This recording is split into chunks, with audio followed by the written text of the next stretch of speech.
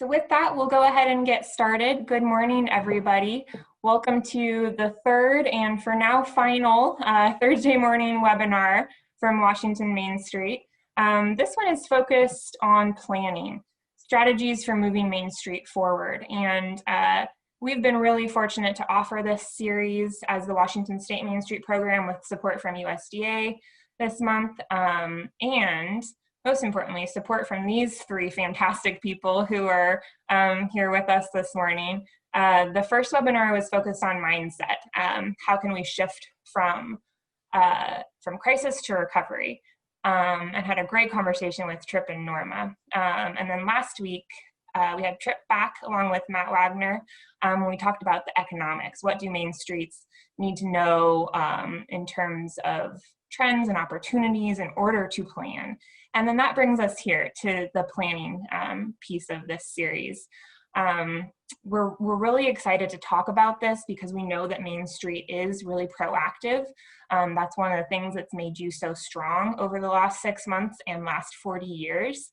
And so that's the nature of this conversation. And before we get into that, I wanted to ask our three guests to introduce themselves, share a little about your experience, why we asked you here today.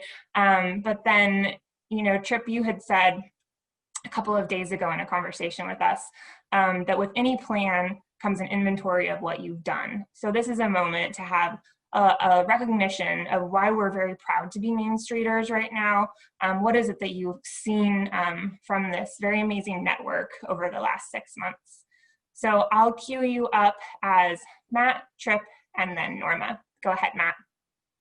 All right, well, good morning, everyone. And it's so good to be back in Washington, even if it's virtually. Last week seems like light years already behind. So it's good to be with you all. But just to kind of recap, Matt Wagner, the Vice President of Revitalization Programs at Main Street America. And my background has largely been in sort of downtown revitalization. Obviously, I've been a Main Streeter in the trenches in a town called Sheboygan Falls. We were one of the first Great American Main Street Award winners back in '95. And so it's been about 30 years now. I can't believe that's been that long, but about 30 years in the field. And most of my background is sort of focused on more the economic vitality side with entrepreneurship.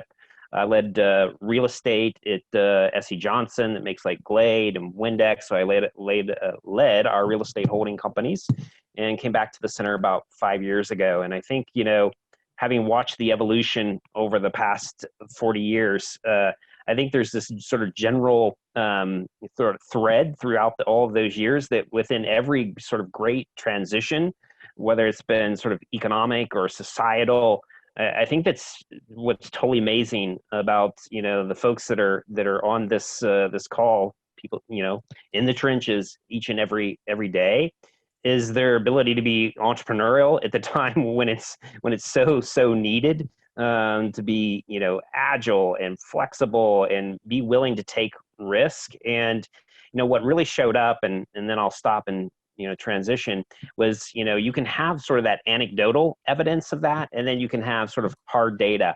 And what was interesting in this last round of survey research that we did, as well as the second round, it continues to come out that Main Street is that resource, that connector that small businesses are looking for. And I think that just, not only is it's so heartwarming in terms of the great need that's out there and that you guys are fulfilling, but I think it bodes well in terms of what we're going to be discussing today about sort of planning and how we can leverage those relationships and leverage kind of the vacuum that exists within the grayness out there to really push forward in the future. So thanks for having me, Brianne. Well, I'm Tripp Muldrow. I'm principal with Arnett Muldrow and Associates, coming at you. Oh, was it Norman next? Go ahead, Tripp. I think we had a little bit of right. Go ahead. Sorry, y'all. I'm principal. No, by the way. Arnett Muldrow and Associates, based in Greenville, South Carolina, 2003 GAMSA Award winner. And, I've been part of this Main Street program for most of my career, 20 years. So, half of the existence of the program. And I have never been more proud to be involved with such an organization. Across the country, what I have seen in courage, resilience, innovation, creativity, really is striking. And this session, these past couple of weeks, is like therapy for me, just to see y'all in the room, to talk with colleagues, to hear your questions, because this is an easy time, and I think we're all struggling in some way or the other. And I have my ups and my downs like we all do. My ups are when I get to talk and hear from you and learn what you're doing, and then share that with others. And that's one of the real luxuries I think Norma and Matt and I have, is that we're all over the country virtually the past few months. And so it's this really cool thing. And while I deeply wish I was in Washington in person, it's great to be able to see you virtually. So I really look forward to today's discussion. Thank you both, and Brianne, and hello everybody. You know me by Norma Mies, perhaps. My full name is Norma Ramirez de Mies. Sounds like a hollow. But love this work. I also have the privilege and the opportunity to love working with Brianne and with many of your communities in the last few years. So I really appreciate. My background is I'm the Director of Leadership Development for the National Main Street. And with that, it really comes an opportunity to be a witness of the great leadership that we have in Main Street. And I'm very proud of Main Street directors that are so passionate and give it all every time. And so you hear me pushing for a number of things that we need to thrive, but in many cases, especially this year, we came out of our leadership roles. I've been in Main Street for more than 20 years, and I've been saying that for years because I don't want to age myself. But really, I found a niche in Main Street with my background, my personal life and interests. I feel that is as comprehensive as the Main Street approach. And so I enjoy the opportunity to work with communities, and people is part of what I like to work with. And I believe the Main Street is truly a mechanism, a framework that allows us the great chance to work with people in our community who want to make a difference, and that we have the opportunity to empower them. So very proud of this movement, of the things that we've accomplished for the last few months under the circumstances, and for what we have as far as that hopefulness and that spirit of optimism for the future. Nothing is bringing us down. We definitely get tired and sometimes need to disconnect, but overall our spirit is very strong. And that's what I admire and appreciate from all of you that keep this movement going.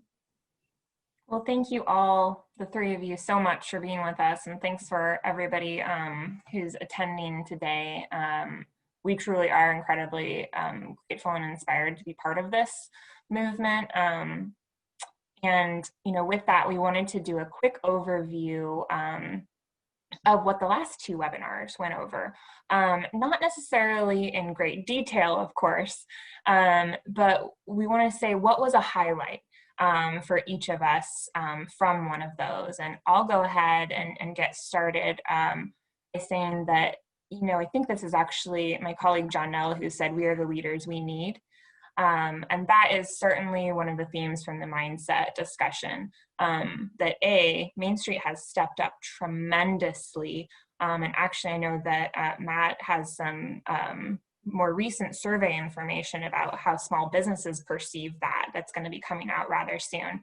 But just stepping into the next phase with optimism and also ownership, that we are the ones who are going to have a plan, and that we can really own how strong we are for our communities in recovery. Norma, and then Trip, and then Matt, would you each mind sharing a highlight as well? I appreciate that. I think not only through these panels and virtual conversations, but also the virtual conversations we've had the opportunity to have with many of you at the local level through the last or recent community consultations. It really is an opportunity to say that the leadership in Main Street is able to make a difference. And that in many ways you hear me say that you as Main Street directors and leaders of the program can be the local strategists.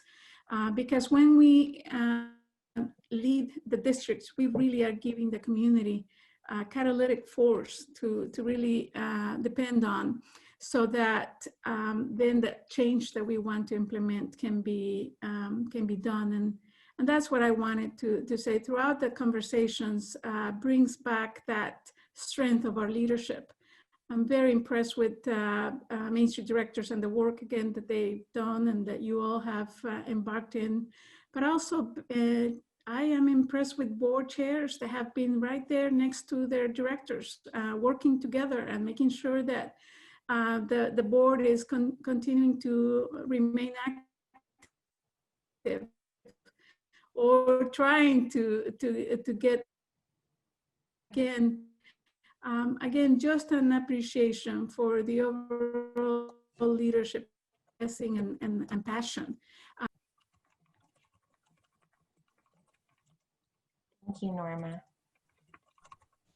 Well, and I think one of my, big takeaways too, and some of what I keep hearing all over the country is, and what just blows my mind is the experimentation that's going on.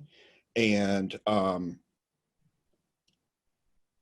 just got a text message and it's like, the experimentation that's going on and the incredible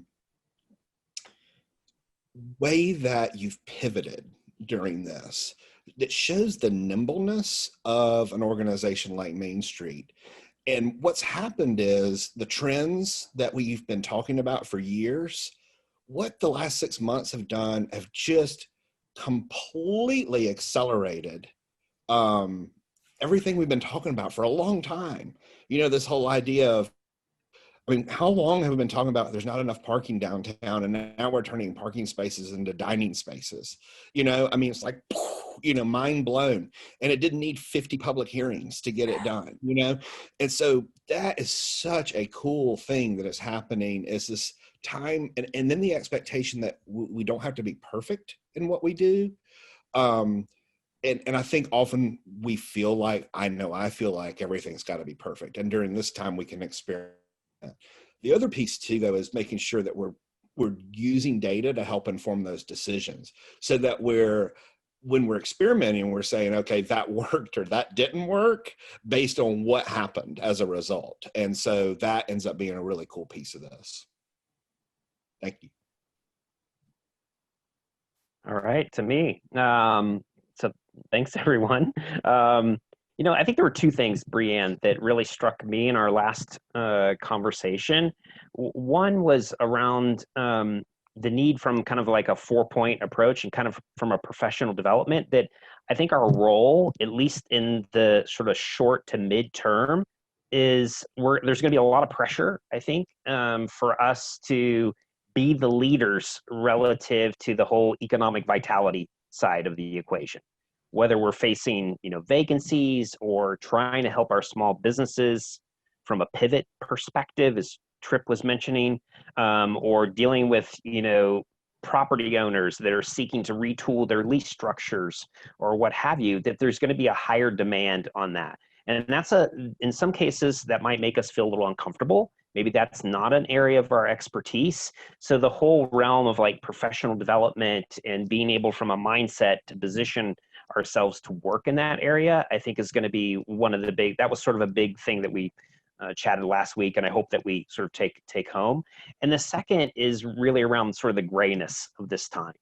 And I think, you know, when you're faced with the lack of clarity, there's kind of two responses. There's one of just sort of fear and the inability to kind of move as a result of that. And then there are those that will harness that. And that's where I think we gain the energy from a Main Street program, to not sit still, that it's okay to take the risk, as we talked about. You can still plan. Now, maybe we need to have some flexibility to be able to make adjustments.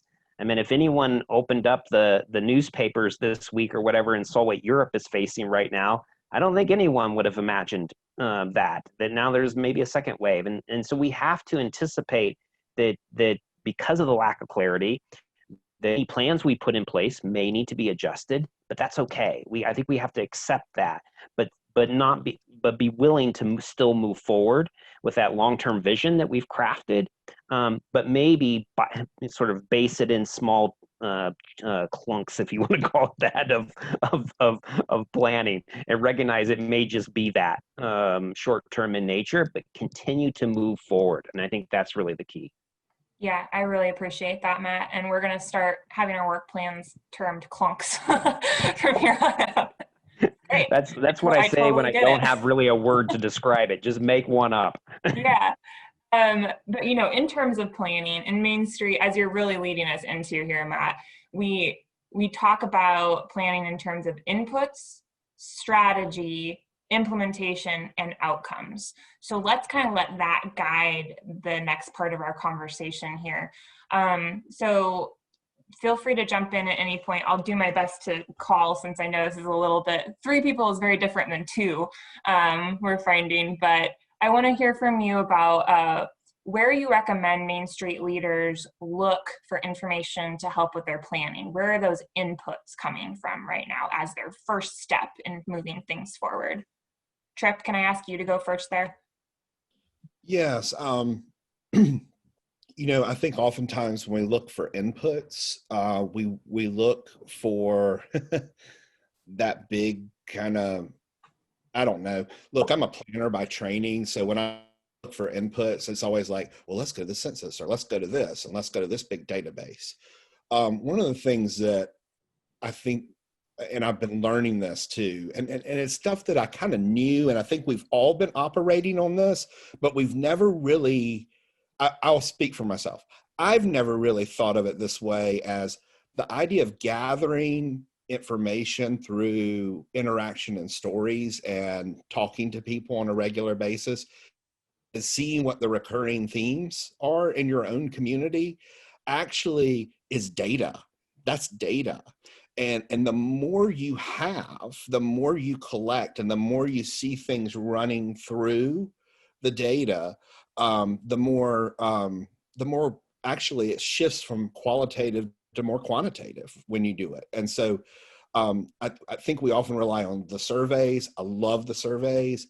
There's nothing like having conversations and then saying, what are the words that keep coming up in the conversations? And so to me, that's a data source that we really need to be looking at. Yeah, I really appreciate that. And frankly, I feel like that's really Main Street's sweet spot, right? Like, we are always talking to business owners. And so again, just the idea of you are already economic development experts because you're having those conversations. Norma or Matt, what's your take on where the inputs should come from? Thanks. I would say, you know, again, the strength of our leadership is the strength of the connections that we have with those district stakeholders.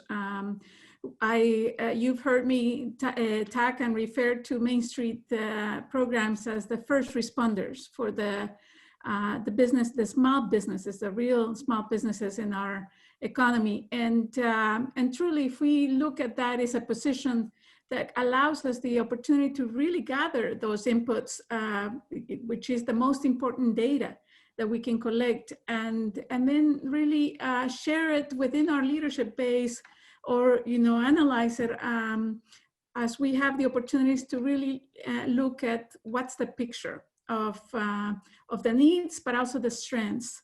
And this requires for us, and I wanted to mention that before, but it's not about just collecting information because of the strength of our relationship, position as an opportunity to be elevated,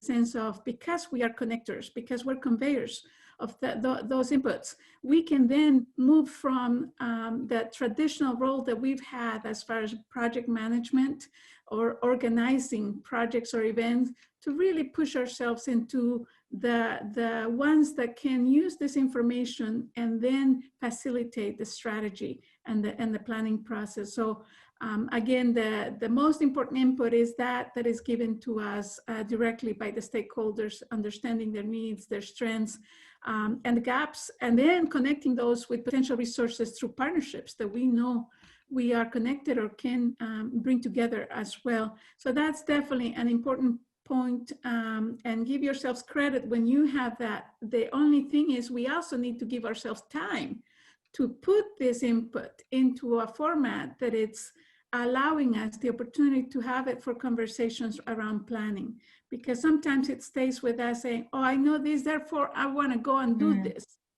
right? And it's an opportunity to say, yes, I can do a lot, but what strength comes in Main Street is about being able to do a lot more collectively. And so in many ways, the role of Main Street directors is not only to connect and bring that information together, but also being able to lay it out so that it can be a point of that planning process, so that the board especially can see the big picture, and the people in the committees or projects can see how those projects can impact giving the pieces of information that we've gathered.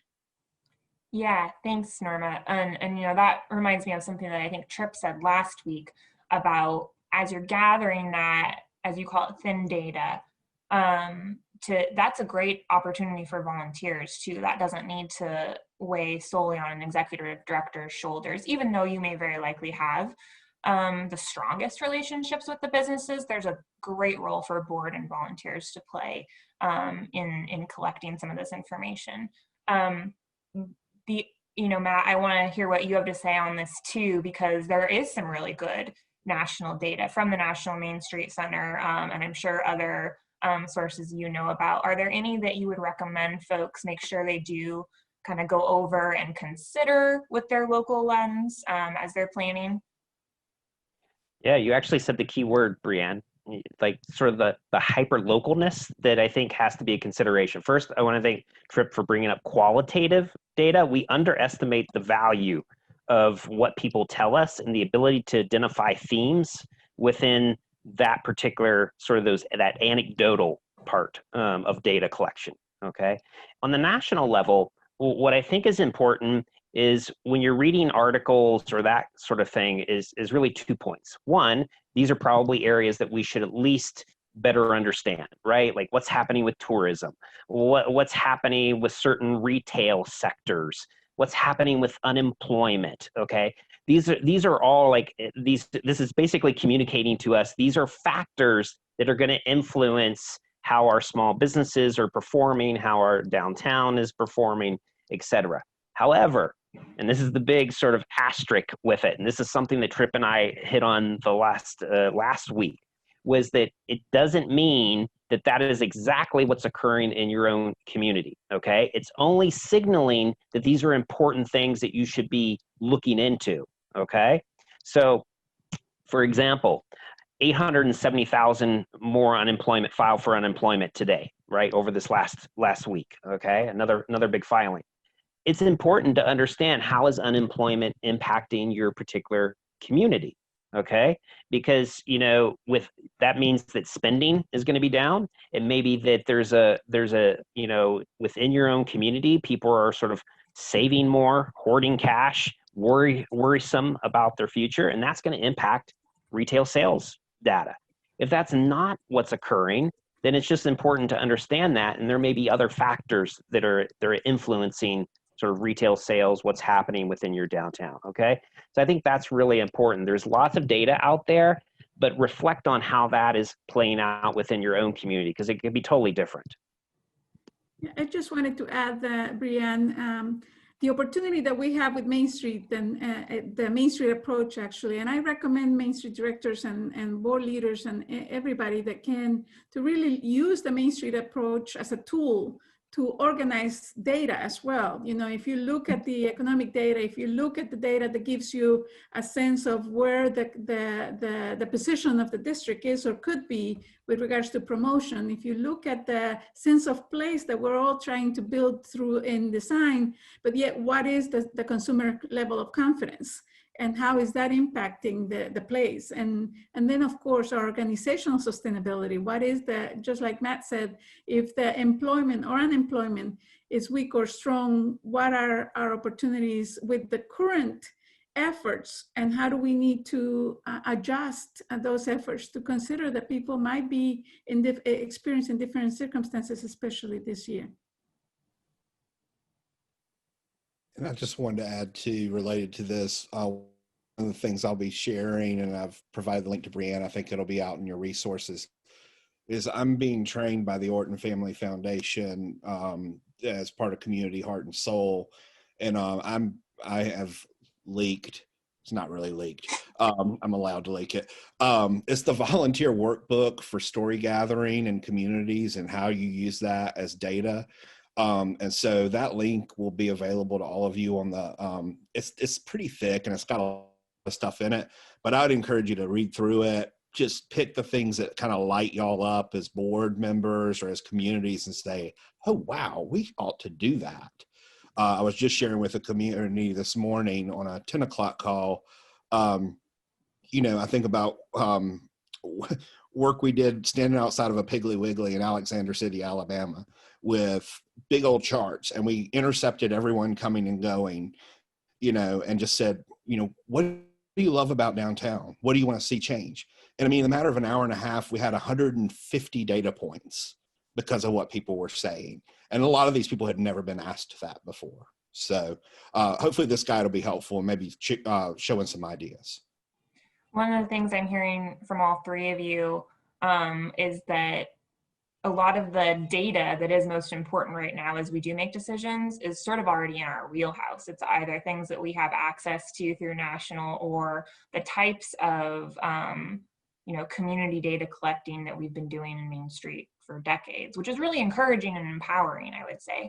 So as we move from kind of the input piece into strategy and implementation, just to take a pause here and say, what do we even mean by strategy right now? How do you recommend that Main Street programs approach the idea of having, you know, long-term strategy, but also the uncertainty of the actual implementation? And Matt, you mentioned this a little bit earlier, so I wanted to ask if you would elaborate on your thoughts around that. Yeah, so, you know, I think when we've talked strategy over the last few years, it's been from sort of a market-based approach. You know, sort of what are the unique qualities? How do we position our downtowns to be competitive in this hyper-competitive retail environment? What are our unique sort of place-based assets that enable us to do that? And so again, it's been from a market base, and then that's floated down to the various activities within the 4 points, right? So I mean, that's still really incredibly important, sort of to lead with your strengths. I meant that I don't think that necessarily changes. But in the short term, you know, in moving sort of from that crisis moment to somewhat stabilization to recovery, sort of following the McKinsey line that I know that Tripp has looked at as well, that there is a need over the next, you know, few months, 6 months, again, a little bit of grayness there, to think more thoroughly about what are the steps to get us back to whatever this new norm sort of looks like. There are recovery kinds of activities that are going to be necessary that maybe weren't part of that traditional kind of work planning that we went through before. So I think we just have to recognize that there is some short-termness here that we need to work through in a recovery situation. And that might be a repetitive process. You may have something, you know, you're planning for 3 months, and that's probably 3 to 4 months is about as far out as we may think. Let's get us through the holiday season right now. What actions do we need right now to be able to help our retailers do as well as possible in this holiday season, because my thought, and I think everyone on this panel, boy, if we don't hammer this holiday season, we're going to have some hurting small businesses out there. We all know that, you know, most of the retail sales that occur, you know, a good portion of that's going to be happening during the holiday shopping season, and that's under attack right now. And so, you know, from a planning perspective, take it in that chunk, and then what happens out there, you know, go back, reassess. How do we perform? How are we doing? And then take it in another chunk, because until we have more clarity, it's hard to think, you know, more long-term from an activities, I think, perspective. Yeah.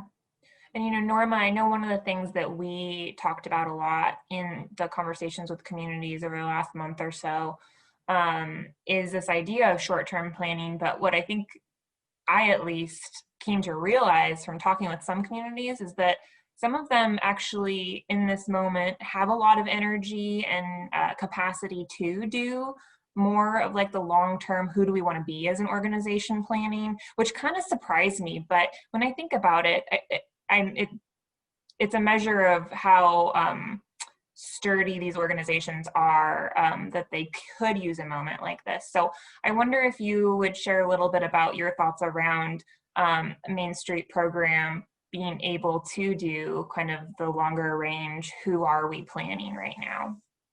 Yeah, and I wanted to also mention that, you know, in simple words, strategy, because we all use it in so many different contexts. But in simple words, a strategy is a picture that you can have of the work that it's ahead or the work that you're doing. But it requires us to put ourselves, you know, a few feet above the ground. And so let me start with that and say that that's the opportunity that I've talked about as far as the Main Street directors and boards being more of the strategists, to be able to look at the picture of what's going on, what are the opportunities ahead with all the inputs that you gathered, the market information.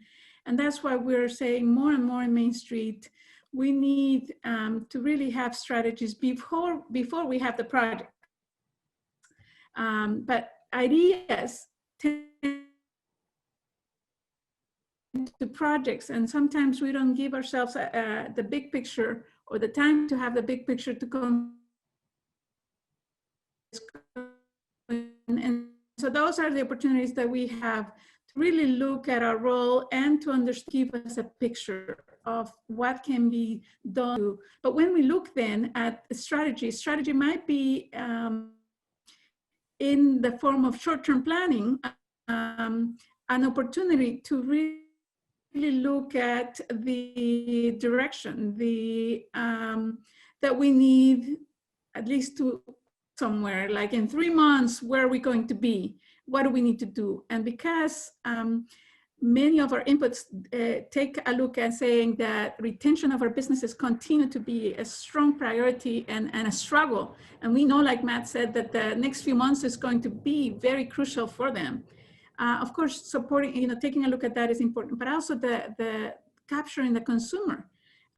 It's another piece of that puzzle. And so what we do has an opportunity to look beyond, oh, last year we did this, now we need to bring that back no matter what. That is not the picture that we need. That's routine. And we need to take away our mindset from routine to actually say, what are the things I need to do at this time, and looking at finishing 2020 in a better spot. And if the looking back helps us say, wow, that could be such a tool, and we can do it and adjust it so that it can be the tool we need, then that's wonderful. But if not, we need to redefine our work to really be more impactful. And that's why I'm saying, you know, I love when communities are able to look at the long term, and if the leaders are ready for that, because their programs are mature enough to say, we can embark in looking at 2021, and we know kind of the picture that we can have. That's wonderful. It's that long-term vision. But also, we do need actionable items to keep or to inject motivation in our base or in the community in general. In many ways, Main Street has been that motivator of the community spirit of what's going on that is positive, and that's why the holidays are so important as well. So I would say short-term planning and long-term planning and vision is so crucial. But I also hope that those programs that feel that are struggling, you know that you can have a strategy for the short term to get you somewhere. Then coming, the end of the year, then you can say, now let's take a look and see if we see the picture of 2021 a little bit more clear. And if you do, then give yourself the opportunity to plan a little bit longer term. If you don't, continue to look and then say 2021 will start with the first quarter or the first 6 months, and we'll review as we go as well. So it is very important for you to consider that you are able to be the agent of change, sometimes for the short term, to really inject motivation, continue to survive. But also perhaps the opportunities for the long term is about how can we identify that bigger picture that can give us a better outlook for what we can do in longer periods of time. I want to come back to this idea of strategy and talk to you about like us being the ones that have a plan. So I think that's a really powerful idea. But because Matt and Norma, you both mentioned sort of a suggested timeline, I do want to give a little more clarity around that. You're saying that, for this next quarter, fourth quarter of the year, you're recommending that Main Streets be really focused on the holidays and small businesses in terms of the winter season, but that simultaneously you can be doing more of the long-term planning. Is that what you're saying here? Not to, have one or the other, but to try to hold both of those kind of at once? I'm seeing, okay, nodding's great. Yeah, I would certainly say that. I mean, I think, again, that word strategy, as Norma really played off, sometimes we use it in different ways. So I think it's, again, having that long-term vision, but recognizing like activity-wise, you might have to think a little bit more short-term given the sort of issues with clarity right now. And the pain points that are so more dramatic than perhaps ever before, which causes us in some ways to have maybe a more hyper focus on some of those issues than maybe we would have had in the past. So you're having to redirect perhaps more comprehensive resources to very sort of issue-oriented things that are experiencing right now, like the retail sales issues with outdoor dining in a cold climate, like all these kinds of things that are so important, consumer shifts, et cetera, that can pivot very quickly depending on where we're at within this cycle. Yeah, and I wanted to, I'm sorry. Well, I was going to say. Go ahead, Trip. I think we're at this really important inflection point. And what Crisis does is it tends to forge partnerships that maybe were not formalized before. So one of the long-term things to look at is if there's a new partnership or there's new things that are happening or new relationships that have been created, this is time to say, is this time to institutionalize what's working rather than only have that triggered during the crisis moment. The other piece that I think, and I love the way Norma and Matt are framing this, is it really is an opportunity to say, all right, let's just, and I'm a planner, okay? So like my degree's in planning. And when I hear strategic plan, like my head wants to explode sometimes because, it's like, well, we're going to do Black events this year and we're going to do this and we're going to do that. It's almost like throw it all out the window. So like, what is Main Street going to look like in the future? So, or what is our district going to look like in the future? So downtown is going to be the premier location for independent retail and restaurants in said region. Our downtown will be the place that cultivates entrepreneurship for the next decade. Those kind of aspirations. And then going back and saying, well, what are we doing in the next 3 months, the next 6 months, the next year to further that goal that we're aiming toward? Maybe that's 4 goals, maybe that's 5 goals, but they're big. and make sure that what you're doing is sticking to that, you know. And I often think about a community I worked in a long time ago, back in 1999. You know, they were working on revitalizing their downtown. BMW had built a plant nearby, and the chamber director, I'm not criticizing chambers, I'm just throwing it out here. The chamber director wanted to have a Dachshund, now, and I'm not criticizing Ellensburg either, a Dachshund festival and a German beer festival, you know, in their downtown because BMW was there. But they were at a point where their downtown was completely empty. And it was like, this is kind of a distraction for now for what we're trying to do later on, you know? And so Ellensburg, y'all keep at it on the Dachshunds. But what I'm saying is this is the chance to kind of look at where do we switch and what our goals are. And then how are we, is what we're proposing sticking to those objectives that we're aiming for? And again, I just wanted to, I appreciate that you both went first because I come back to short-term and long-term is a decision-making based on what stage of the crisis management are you in. And back in March, we had to respond and rapid response or immediate response where we just need to really put some, especially the resources that the businesses needed. But then as we move forward, we were encouraged by the thought, at least, that we could build stability. And then many of you might feel that you're still building stability, that you need to make it short term. And that's why the next, you know, the rest of the years might sound like the place to go. Some stability with your recent efforts, and you're ready to then look towards transitioning to truly lead recovery in a longer term.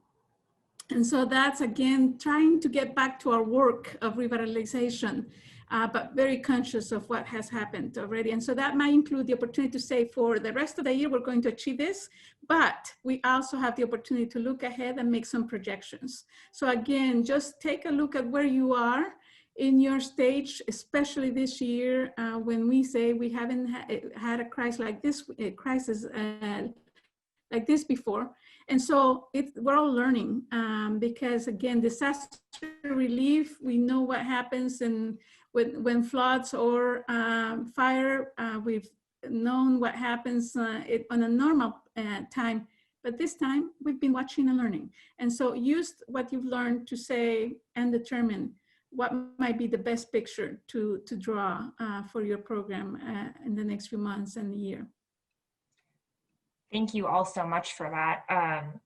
I wanted to just ask one more question within kind of this arena about 2021, right? Like now is a time, hearing a lot of programs saying like, we are, you know, venturing into planning for 2021. So any kind of final thoughts around how to approach that? What would you recommend for a board that does want to do 2021 planning right now? Go ahead, Matt. I guess I would like to approach it maybe because I'm not often as good on the tactical elements of that. Like I think our other two presenters are very sound in that. I guess my approach is more on the philosophy side of it. And I just think and would encourage everyone here that, you know, if you look back at, again, sort of challenging times, like lessons learned from very, you know, profound economic or societal shifts, there's like things that will go away and things that will be like sort of invented, things that we didn't anticipate, whether those are new retail sectors, new companies, new whatever. And the people that can harness that sort of challenge are the winners in that. And I don't mean to like put us in winners and losers and that sort of thing, but this is an opportunity. And if we can seize it, there are resources that we can garner as a result of seizing that opportunity. That lack of sort of what to do, the lack of clarity in that, if you can put a plan together that demonstrates that it's backed with good sound sort of data, both qualitative and quantitative, that it makes sense, that you can communicate it very easily. So keep it simple, stupid, as they say, and that has a determined set of metrics assigned to it that show how you're going to be progressing and how you're going to measure that. I think that's a great opportunity, given the vacuum, I think, of leadership out there. And certainly our data backs that up in terms of how people are thinking about Main Street during this time. As a leader, we have that backing us. Harness it. Take advantage of the situation to pivot Main Street as the economic development leader within your community that's going to bring you through recovery. I love that. And it's so similar to a conversation we had in a previous webinar about packaging your value, right? You're packaging what you have done over the last 6 months and shouting it from the rooftops. And we'll be working on that this fall with Main Street communities in terms of how to actually do that. But then, Matt, what you're saying is take it kind of to the next level, and the planning that you're doing, even if you are reassessing it on a quarterly basis because we just don't know what the world is going to look like. Do the planning, not just for the very important internal organizational purposes, but also so that you can say with a lot of confidence, we are the ones with the plan. Yeah, just real quickly, and just on that note, Brianne, during this time, you know, there are people that are going to be seeking comfort, okay? And seeking someone that has a real plan that they think that could work. And then the other side of this is that, you know, one of our key funders, whether it's local government, state government, what have you, is not always the most, you know, taking of risk. And so they're also looking for someone that has a viable plan to get behind. So again, harness what they're looking for as well, by being front and center with the plan. Yeah. Trip and then Norma, please weigh in. Well, you know, Jennifer asked a question to us and the panelists, and I just posted a link to what we call a strategy board, and this is very old. This one's from 2004, so take it for what it's worth. But Jennifer asked for me to kind of expand on this idea, and so what you'll see on that link is this whole idea of these are the things, these are the strategies, this is what we're after, this is what we're going to do in the next whatever, this is our next time frame, this is our next time frame. And the beauty of this is because oftentimes these planning matrices and implementation and all this stuff just gets like a spreadsheet, just, you know, my mind explodes. So the idea of having one page and then in 3 months, did we do this? Did we do that? Did we do this? Did we not do that? Why didn't we do that? Well, we didn't do that, but there was a really good reason we didn't do that. I actually worked with a community that they would pull this out every quarter, a similar document, and they would grade themselves, and it would be an A, a C, or an F. We either did it, we're doing it, or we didn't do it. And if it was an F, it was an evaluation of whether it was valid or not. And then over time, they moved their successes over into a successes column, because then they could see that progress going forth. And that's why I shared that. I just think it's helpful sometimes just to see the elegance of having one page rather than a plan that is, you know, and I'm a planner. Look, you know, we talk all the time about the $100,000 or the $1 million shelf, you know, with plans. Plans, the number of pages do not equate to the value or efficacy of a plan. Sometimes one page is as good as 100 on these.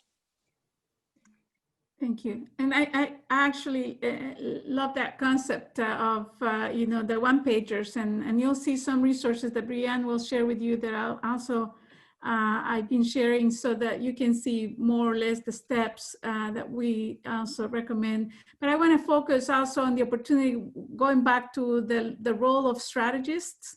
Again, it's number one, like I said, look at the picture, be able to visualize that, but also be able to visualize how. And that's what I think sometimes we're missing with our efforts in planning, is that we always talk about the what needs to be done. That's one piece. It's like having that, you know, of course, having two hands for your body. You don't go without the other. The what has to be accompanied by the how. And so when we think of what efforts we were ready or wanting to embark in, please also consider the opportunities that you have internally as well as externally. What are the resources out there on how can we accomplish it? I think that has been missing from our planning in the past. Another piece that has been missing from our planning in the past is that opportunity for the board to really be the ones not only looking at the strategy and saying, this is what we're gonna do, but also go into more detail looking at not only the overarching priorities, the areas of focus that you're going to concentrate on, but also how you're going to help distribute that focus under each of the 4 points, so that then you empower the committees to take action with those projects. I think in the past, we just dump the big picture on the committees to do the plans, and that's why it translated only on project-driven efforts rather than on strategy-driven efforts. We have to really have some time and space for aligning, and the board, it has an opportunity to do more than what we did before. Having said that, we know that it's 2020 and the boards have struggled to keep active enough, with their lives, let alone their volunteer support. So we also need to consider that, again, short-term and long-term planning also helps us in the how to implement. If there's a big picture, but we are really limited in the number of people that at this time are involved or the resources that are available, then again, that supports timeline well. Just a good opportunity to say how we determine our role as strategists is important. Yeah, Norma, I hope I'm not cutting you off. Oop. Sorry if I cut you off there. The internet was a little unstable, it seems. I was just going to say thank you so much for bringing that element of people planning into this too, because we know in Main Street that we can only do as much as the people who want to be part of our movement are willing to do with us.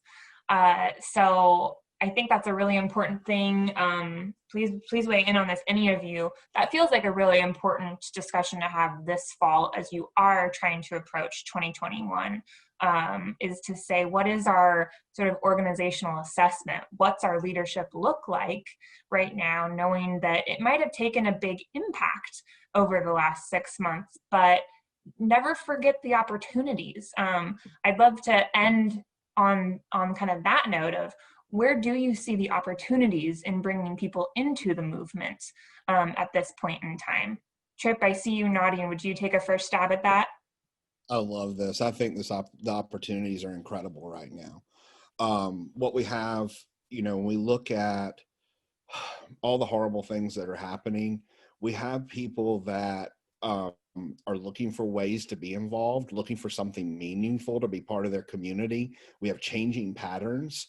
I think, we talked about it before. We forged partnerships through this pandemic that maybe were not formalized before. All of those are opportunities to rethink, whether it's board structure, volunteer structure, engagement. All those things are just huge opportunities to say, wow, I had no idea that the high school whatever class would be so awesome at what they did. Or I never ever thought that we'd get a retailer and a restaurant to cooperate on blah, blah, blah. Gosh, the city planning department managed to get through a change of, policy that would have taken months before. All of these are opportunities to seize. Yeah, I just wanted to also add that Main Street, especially in the last few years, we've talked about organizational flexibility. To really be a tool. We used to, if you're being in Main Street long enough, to think 4-point approach translates to 4 committees and that's it, that's religion. No, it's not. We have to adjust, but I want to highlight the point that it starts with us. And if you're a Main Street director, look at your own position and say, what organizational flexibility do I need to apply with my own role? Am I the project doer, manager, and I need to expand my role to actually become the program manager, the program director. I lead the program, not just the project. And sometimes we've been looking at that leadership just in projects. That's the opportunity to empower people and to be able to align how people's interests and backgrounds might be able to really fit in leading projects. So consider the Main Street as program can also be a leadership development program. What an opportunity this is for you to be the strategist around people as well as human or talent resource managers, and the opportunity to really see where people fit within this organization, where do they want to fit, but also work with them on that process. It doesn't need to be us for them, it can and should be with them. And so that's another thing that I wanted to just highlight, the with versus for. Sometimes, again, you'll hear me ask, are we doing things with people or just for their benefit? And that is an approach that we need to consider as leaders. It's with, not for. that is going to help us empower and yeah. So Matt, I don't know if you have anything to add, but I'm sorry I took a little bit longer there. No, I think it was well said, and I'm just watching the clock to see if there's questions out there. I want to be, so I'll stop right there. Well, Norma, I really appreciate you saying that. And I think one of the things I've really loved about the opportunity to talk to the three of you over the last 3 weeks, but you've also just been incredible advisors and helpers to our state over the last number of years, is that I think we have an opportunity to sort of set the culture, at least in Washington State, of how Main Street approaches recovery. And the things that you've shared with us, you know, with not for has become a mantra in our state. And so many of the ideas that the three of you have shared with us over the last few weeks, I think have been really helpful in terms of kind of setting that culture. Who are we as Main Street in this moment? And it's an empowering message, in my opinion. I think one of the main things I really want to move forward with and try to find resources for the Washington Network is in this idea of how do you package your value? How do you have a plan that you share outward? So that, in my opinion, that's like moth to a flame, as you're saying, Norma. Like, people are attracted to you when you have a plan and you do have movement, energy, and that's what Main Street has. So all of this for me is just so encouraging, and I just want to thank you all so much for being part of this. We are stronger in Washington State because of folks like you who are right here in our court. So thanks to the three of you, and thanks to everybody who's been part of this series. These conversations will be ongoing, and I look forward to hearing from all of you a lot more. Have a good day, everybody. Great. Thank you. Thanks so much. Thank you so much.